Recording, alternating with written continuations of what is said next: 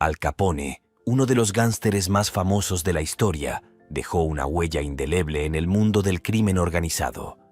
Desde su ascenso al poder en los años 20 hasta su caída debido a delitos fiscales. He aquí 16 cosas fascinantes que quizá no sabías sobre el infame líder de la mafia. Número 16. Fue expulsado de la escuela por golpear a una maestra en la cara. Alphonse Al Capone, uno de los gánsteres más notorios de la historia, tuvo una infancia que contrasta sorprendentemente con la vida de crimen que luego adoptaría. Nacido en Brooklyn en 1899, era hijo de inmigrantes italianos que valoraban la educación y el trabajo duro. Desde joven, Capone mostró ser un estudiante prometedor en su escuela católica, destacando en materias académicas y en su capacidad para relacionarse con los demás.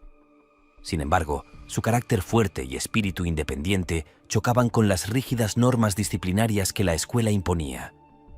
El momento clave que marcó su alejamiento de la educación formal ocurrió cuando tenía 14 años. Durante una confrontación con un maestro que utilizó la violencia física como castigo, Capone respondió con furia. Este incidente llevó a su expulsión definitiva. Sin la guía de una educación estructurada, se encontró más atraído por la vida en las calles de Brooklyn, donde comenzó a relacionarse con pandillas locales y a desarrollar un interés en actividades que prometían dinero rápido y un estilo de vida emocionante. Aunque en sus primeros años Capone parecía tener un camino distinto al que finalmente siguió, este giro marcó el inicio de su transición de un joven con potencial académico a una figura clave en el crimen organizado. La falta de opciones y el rechazo a las estrictas normas sociales y educativas lo empujaron hacia un mundo donde establecería su infamia y se convertiría en una de las figuras más reconocidas del siglo XX. Cuando tenía tan solo 14 años, golpeó en la cara a una profesora durante una discusión y fue expulsado de inmediato. Fue después de unirse a las pandillas que comenzó a involucrarse en actividades delictivas que alcanzaron su punto máximo cuando conoció a su primer mentor mafioso. Capone decidió unirse a una pandilla más grande y se asoció con la famosa pandilla Five Points de Manhattan. A partir de allí, se involucró profundamente en actividades ilegales aún más graves y comenzó a ganarse su propio reconocimiento entre sus colegas criminales. Número 15. Abrió el primer comedor social para los pobres de Chicago. La Gran Depresión fue una grave crisis económica mundial que comenzó en Estados Unidos y se produjo en la década de 1920.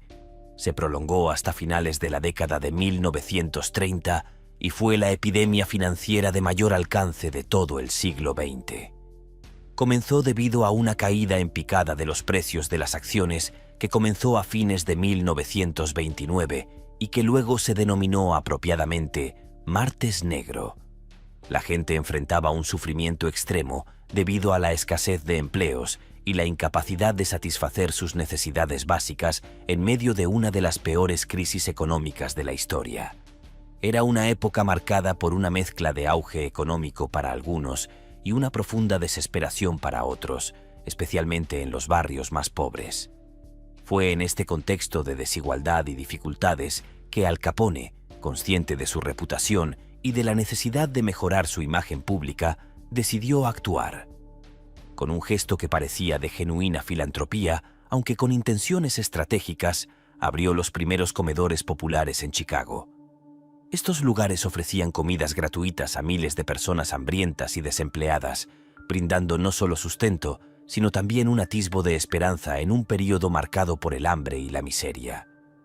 Aunque sus acciones estaban lejos de redimir sus crímenes, este movimiento convirtió a Capone en una figura contradictoria.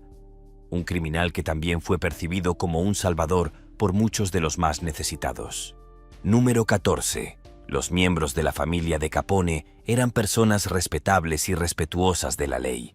La madre y el padre de Al Capone, Teresa Raiola y Gabriele Capone, eran inmigrantes italianos originarios de Angri, una pequeña localidad cercana a Nápoles. Como muchas familias en el siglo XIX, emigraron a Estados Unidos en busca de una vida mejor, dejando atrás las dificultades económicas y las limitadas oportunidades en Italia. Llegaron a Nueva York en 1893, con grandes esperanzas y la determinación de construir un futuro más prometedor para ellos y sus hijos.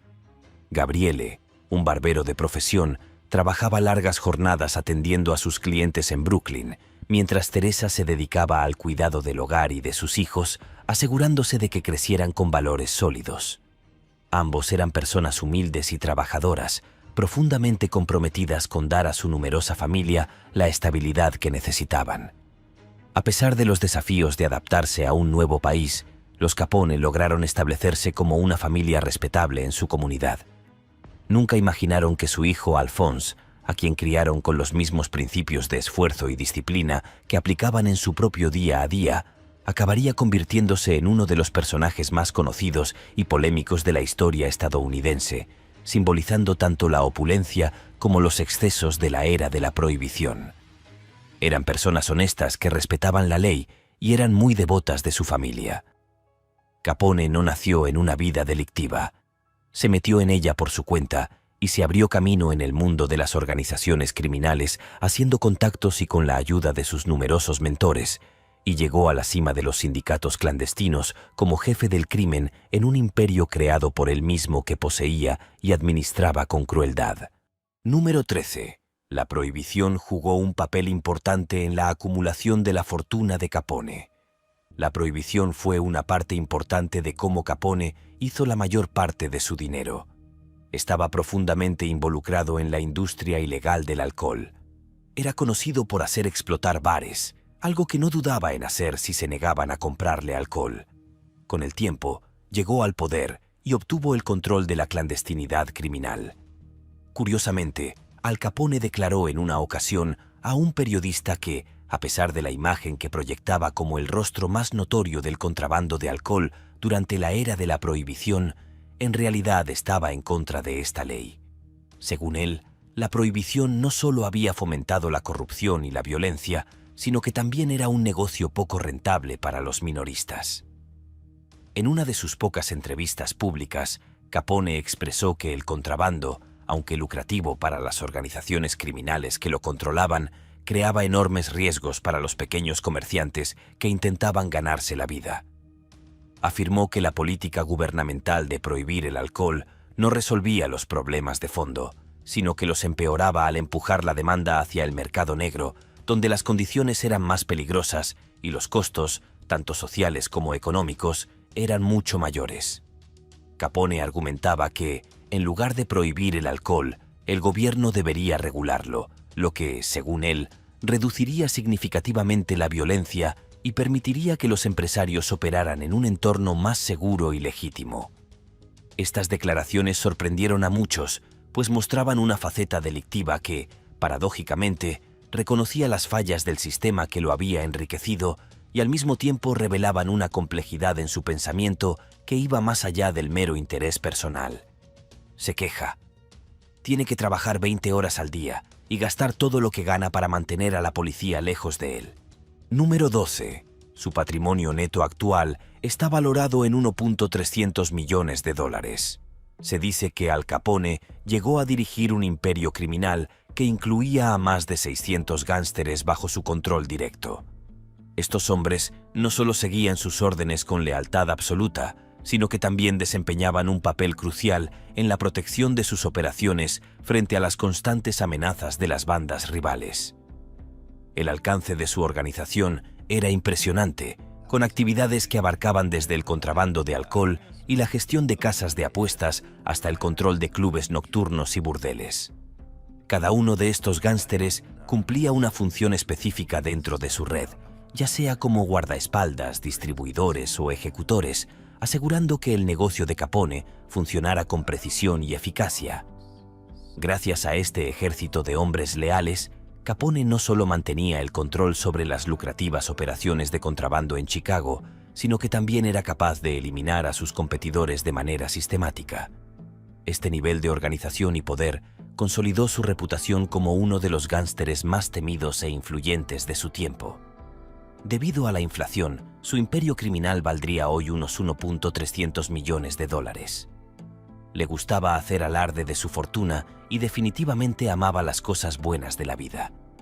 Cuando recibía invitados, era conocido por darlo todo. Usaba la ropa y las joyas más llamativas que podía encontrar y estaba muy obsesionado con ellas. realmente disfrutaba fumando puros finos y se decía que consintió a sus invitados con excesos. La inmensa mansión de Capone en Miami Beach, Florida, se vendió por $7,43 millones en agosto de 2016. Número 11. Capone fue apuñalado en prisión por un corte de pelo. En 1934, mientras cumplía condena en la prisión de Alcatraz. Su audacia y arrogancia casi le costaron la vida. Apenas una semana después de llegar a Alcatraz, Capone supuestamente intentó colarse en la cola durante un corte de pelo en prisión. Pero un tipo no lo aceptó. James Lucas, un ladrón de bancos convicto, se tomó muy mal la falta de respeto y el sentimiento de superioridad de Capone y reaccionó acercándose a él, agarrándolo por el cuello y diciéndole que dejara de hacer eso. Cuando Capone le preguntó con valentía, ¿sabes quién soy? Lucas se enfureció y respondió, sé quién eres, imbécil, y si no llegas al final de esa fila, sabré quién eras. El ataque a Al Capone por parte de Lucas fue un episodio que reflejó la brutalidad y el caos de la vida en prisión, un lugar donde las jerarquías de poder y el respeto se ganaban a través de la intimidación y la violencia. Lucas, en un acceso de ira, se acercó a Capone y con un par de tijeras rotas lo apuñaló varias veces en la espalda y la cara en un intento por marcar su territorio. Aunque el ataque fue violento y Capone quedó gravemente herido, las heridas resultaron ser superficiales y no comprometieron su vida. Este incidente sorprendió tanto a las autoridades como a los prisioneros, pues a pesar de su peligrosa fama y su estatus dentro del mundo criminal, Capone demostró ser vulnerable a los ataques en la misma medida que cualquier otro prisionero. Sin embargo, este suceso no hizo más que reforzar la imagen de Capone como un hombre increíblemente resistente y difícil de vencer. En lugar de sucumbir a las lesiones, se recuperó rápidamente, lo que consolidó aún más su estatus dentro de la prisión y fuera de ella. La historia de cómo sobrevivió al ataque y las secuelas que dejó en su rostro se sumaron a la leyenda que rodeaba su figura, mostrando que, incluso en los momentos más sombríos, Capone continuaba siendo una figura formidable, temida por muchos y respetada por algunos. De hecho, su resiliencia durante este ataque solo incrementó su notoriedad y la percepción de que nadie, ni siquiera alguien tan peligroso como él, estaba a salvo en el sistema penitenciario. Número 10. Capone fue responsable del asesinato de la masacre del Día de San Valentín en 1929. El Día de San Valentín de 1929, Capone ordenó a sus hombres que se vistieran de policías y tendieran una emboscada a un jefe de la mafia rival. El tiroteo, conocido como la Masacre de San Valentín, tuvo lugar el 14 de febrero de 1929 en Chicago y se convirtió en uno de los incidentes más notorios de la era de la prohibición. En este evento, se dispararon alrededor de 70 rondas de munición, dejando un saldo de 7 muertos, todos miembros de una banda rival de Capone. Los asesinos, vestidos como policías, irrumpieron en el garaje donde se encontraban las víctimas, abriendo fuego sin piedad. Aunque se rumoreaba ampliamente que Al Capone había ordenado la masacre como parte de su lucha por el control del negocio del alcohol, la policía de Chicago no logró reunir suficientes pruebas para vincularlo directamente con los asesinatos. La masacre, sin embargo, desató un gran revuelo en la ciudad, y aunque no se pudo probar la implicación de Capone, se consolidó la imagen de su crueldad y su voluntad de usar la violencia extrema para lograr sus objetivos. El incidente también intensificó los esfuerzos de las autoridades federales para hacer frente a la creciente influencia de las organizaciones criminales en Chicago. Aunque la masacre de San Valentín no resultó en una condena directa para Capone, fue un símbolo claro del reinado del crimen organizado en la ciudad durante esa época y del peligroso juego de poder que se libraba en las sombras de la ley seca. Sin embargo, cuando la historia apareció en los periódicos y los medios de comunicación, la gente de todo el mundo quedó conmocionada por la brutalidad de la masacre y empezó a ver a Capone como el asesino violento que en realidad era, en lugar del simpático, exitoso y rico hombre de negocios que había abierto un comedor de beneficencia y donado dinero a organizaciones benéficas. Este incidente marcó el comienzo de su caída. Número 9. Los periódicos lo calificaron de enemigo público número 1 en 1929. La historia de la masacre de San Valentín, que involucraba a Al Capone, causó un gran revuelo tanto a nivel local como nacional, y la indignación pública fue inmediata. Los periódicos, ávidos de sensacionalismo, se encargaron de difundir el escándalo por todo el país, utilizando el tiroteo masivo para alimentar una narrativa de caos y violencia que capturó la atención de miles de personas. El hecho de que los asesinatos hubieran sido orquestados por una de las figuras más poderosas del crimen organizado solo añadió combustible a la furia popular. La gente, horrorizada por la brutalidad del incidente y cansada de la corrupción que permitía que un hombre como Capone operara con impunidad, exigía una respuesta contundente. La presión pública fue tan grande que el gobierno federal, en un intento por recuperar el control y restaurar el orden, no tuvo más opción que actuar. Esto llevó a una investigación formal sobre las actividades criminales de Capone, con un enfoque particular en el contrabando de alcohol, las extorsiones, los asesinatos y las operaciones de su organización mafiosa en Chicago. A pesar de los esfuerzos de Capone para eludir la ley, esta investigación marcaría el comienzo de un proceso largo y complicado que finalmente llevaría a su caída. Cuando no se presentó a la corte después de haber sido citado, se emitió una orden de arresto contra él y la policía lo arrestó por cargos de desacato al tribunal. Sin embargo, los investigadores frustrados no pudieron encontrar pruebas suficientes para encarcelarlo por sus crímenes y el Departamento del Tesoro de los EUU abrió una investigación que más tarde encontró pruebas suficientes para acusarlo de evasión fiscal, por la que fue sentenciado a 11 años de prisión en 1931. Número 8. Su familia sacó a relucir el punto débil que se escondía dentro de Capone. A pesar de su apariencia dura, Capone amaba a su esposa, a sus hijos y a su familia. Le comentó al periodista Howard O'Brien que nunca quiso que sus propios hijos se involucraran en el negocio criminal en el que él estaba involucrado. En su oficina, rodeado por su vasta colección de documentos y artículos relacionados con sus negocios ilegales, Capone también mantenía enmarcadas varias fotografías de su familia. Estas imágenes, aparentemente incongruentes con su temido carácter, ofrecían una visión diferente de él. El hombre de familia, que, a pesar de estar inmerso en el crimen, mantenía un profundo amor por los suyos. Durante una entrevista que se llevó a cabo en su oficina, se le escuchó referirse a sí mismo como un niño mientras hablaba por teléfono con su esposa. Esta frase, pronunciada en un tono de ternura, sorprendió a muchos, pues mostraba una faceta de él que contrastaba enormemente con la figura de gángster implacable por la que era conocido. En una carta escrita desde la prisión a su hijo, Capone expresaba su amor paternal de una manera sincera, casi vulnerable. En ella, les hablaba sobre su deseo de que su hijo tuviera una vida mejor y más honesta que la suya. A pesar de su historia marcada por el crimen, en esos momentos, el hombre que había causado tanto sufrimiento y caos en la ciudad de Chicago se mostraba profundamente preocupado por el bienestar de su familia.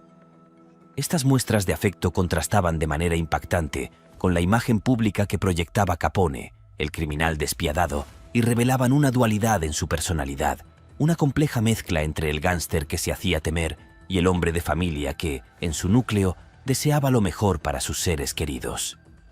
Le dijo que se mantuviera fuerte y que realmente quería volver a verlo a él y a su esposa. Firmó la carta con amor y besos, tu querido papá, Alphonse Capone. Número 7. Capone coleccionaba trajes y joyas costosos para mostrar su riqueza. Capone era conocido por su obsesión con la apariencia y por comprar solo lo más caro y lujoso. Su gusto por el lujo se reflejaba en cada aspecto de su vida, desde los trajes hasta las joyas que elegía.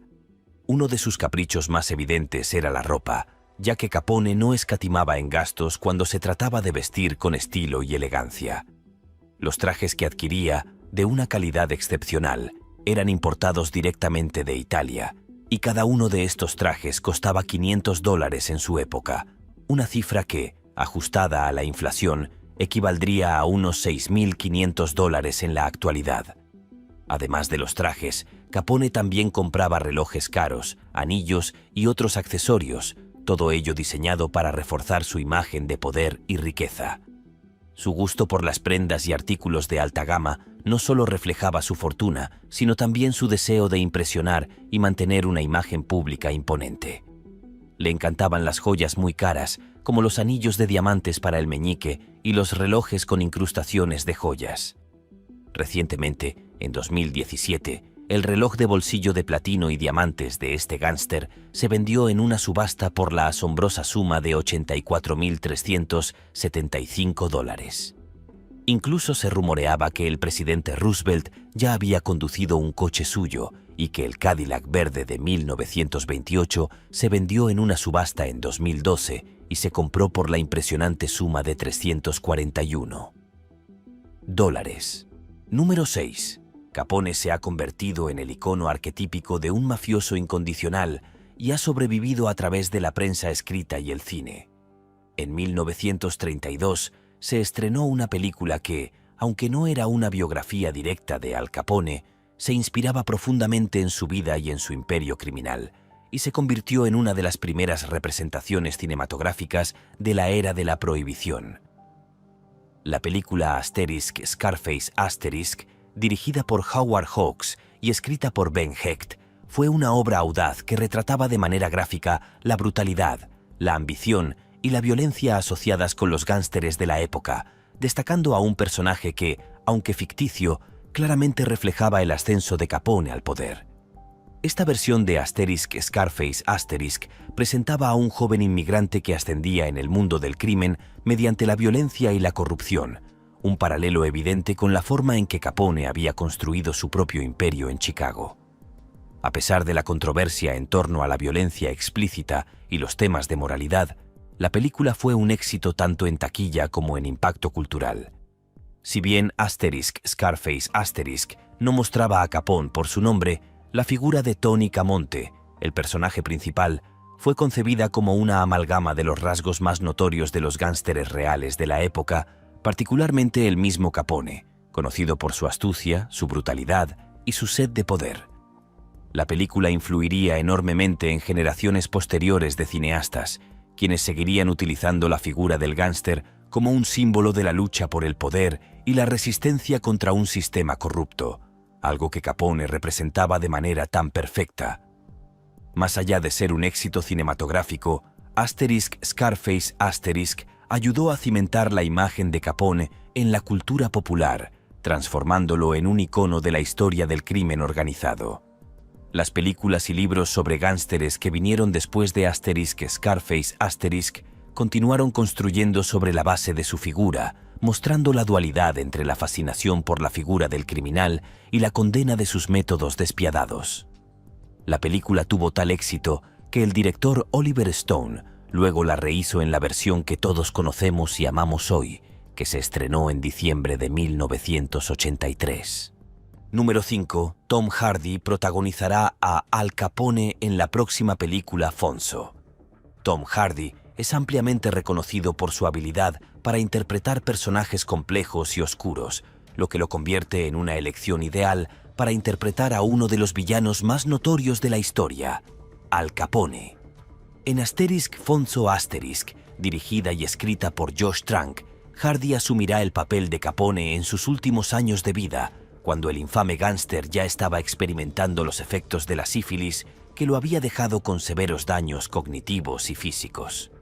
A través de una visión más humana y vulnerable del legendario criminal, la película explora no solo su vida en el crimen organizado, sino también sus años finales en los que lidia con la pérdida de su poder y la lucha contra su propia mente. Anunciada en agosto de 2018, Asterisk Fonzo Asterisk ha generado un gran interés entre los fanáticos del cine y aquellos fascinados por la figura de Capone.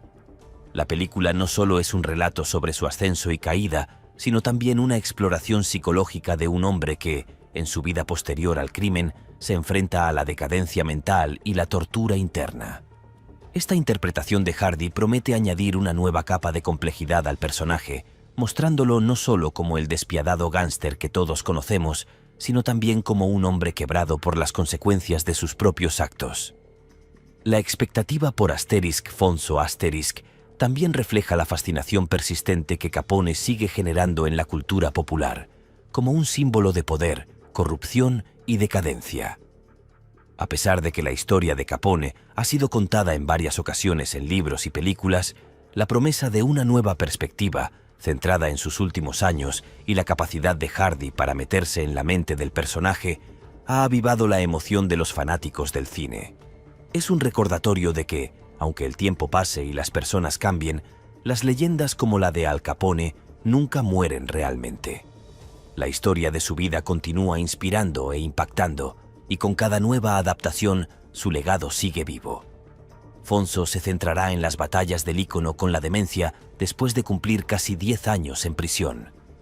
Actualmente no tiene una fecha de lanzamiento, pero cuando Fandango tuiteó al respecto, anunciaron que podríamos esperarlo en algún momento de 2019, aunque debemos tener en cuenta que el tuit fue eliminado más tarde.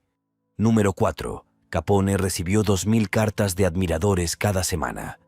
Al Capone, a lo largo de su carrera criminal, construyó una imagen pública que lo convirtió en una de las figuras más conocidas y controversiales de su tiempo.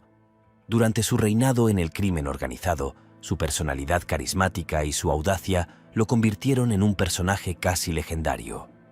A pesar de su involucramiento en actividades ilegales, Capone fue considerado por algunos como un hombre que sabía cómo ganarse el apoyo de las masas, especialmente de aquellos que sufrían durante la Gran Depresión. Recibía alrededor de 2.000 cartas de admiradores cada semana, un testimonio de la fascinación que ejercía sobre la gente común, que a menudo lo veía como una figura que desafiaba las normas establecidas. Muchos de sus admiradores le enviaban cartas de apoyo, alabando su fuerza, su éxito y su aparente generosidad. No solo era una figura temida, sino también admirada, especialmente por aquellos que sentían que el gobierno y las grandes corporaciones los habían abandonado durante tiempos difíciles. Los comedores populares que Capone había instalado en Chicago, aunque una tapadera para sus actividades criminales, le daban una imagen de benefactor público, y muchos veían en él una especie de héroe no oficial. Capone nunca evitó los medios de comunicación. Al contrario, parecía disfrutar de ser el centro de atención. Estaba al tanto de cómo la prensa lo retrataba y en muchos casos aprovechaba las oportunidades para reforzar su propia imagen de hombre poderoso, astuto y en ocasiones hasta simpático. A menudo se le veía en los periódicos como un hombre audaz, al que no le temían las autoridades, capaz de manipular las situaciones a su favor. Esta relación con la prensa y su habilidad para controlar su imagen jugó un papel crucial en cómo se percibía a Capone, no solo como un gángster, sino como una figura emblemática de la época. Número 3. Capone tenía sífilis en etapa avanzada que no recibió tratamiento. Capone contrajo la enfermedad de sífilis, probablemente en un burdel que dirigía. La enfermedad no fue tratada y contribuyó en gran medida a su rápido deterioro en prisión. Durante su tiempo en la prisión de Alcatraz, Al Capone vivió una de las etapas más sombrías de su vida. Al principio, la vida en la famosa prisión de máxima seguridad no pareció afectar demasiado su carácter, pues Capone seguía siendo el hombre astuto y carismático que había sido durante su reinado en Chicago. Sin embargo, la dura realidad de estar encarcelado en un lugar tan imponente y sin las comodidades que antes le brindaba su riqueza, comenzó a pasarle factura. Capone, que había sido un hombre de gran poder y control, empezó a perder su capacidad de manejar su entorno y su mente. A lo largo de su tiempo en Alcatraz, su salud física y mental se deterioraron a un ritmo alarmante. Capone fue ingresado varias veces al hospital de la prisión debido a problemas médicos graves. Sus enfermedades no solo fueron físicas, sino también psicológicas. Sufrió de una rápida y severa descomposición mental que se manifestó en episodios de psicosis confusa y desorientada. Parecía ser incapaz de sostener una conversación coherente durante largos periodos y su conducta se volvió cada vez más errática. Los médicos diagnosticaron que su salud mental había sufrido un colapso, probablemente exacerbado por su tiempo en prisión y el hecho de que su vida de lujos y poder había llegado a un final tan abrupto. Además de los problemas psicológicos, Capone también padecía de una serie de afecciones físicas graves que se habían visto agravadas por su vida de excesos durante su época de poder. Sus enfermedades mentales y físicas se volvieron una combinación devastadora. En algunos momentos, su psicosis era tan grave que parecía no reconocer ni siquiera a los pocos amigos y familiares que aún lo visitaban. Número 2. Capone hizo que la mafia pareciera atractiva y tiene una base de seguidores leales. Gracias a Capone, muchas de las principales organizaciones criminales modernas siguen existiendo hoy en día. Su habilidad para crear y mantener una estructura criminal altamente organizada dejó una marca indeleble en el mundo del crimen. A través de su uso de la violencia, la intimidación, la corrupción de funcionarios y su capacidad para manipular la ley, Capone estableció un modelo que sería seguido por otras bandas a lo largo de los años. Su control sobre los territorios y el tráfico de alcohol durante la era de la prohibición le permitió consolidar su poder y expandir su influencia a nivel nacional. Además, su enfoque en el lavado de dinero, el contrabando y la extorsión sentó las bases para la creación de complejas redes criminales que prosperarían mucho después de su caída.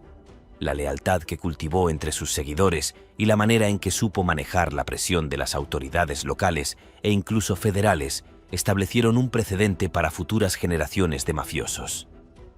A pesar de su encarcelamiento y eventual deterioro, el legado de Capone sigue vivo en las organizaciones criminales modernas, que emplean muchas de las tácticas que él popularizó para asegurar su dominio y prosperidad.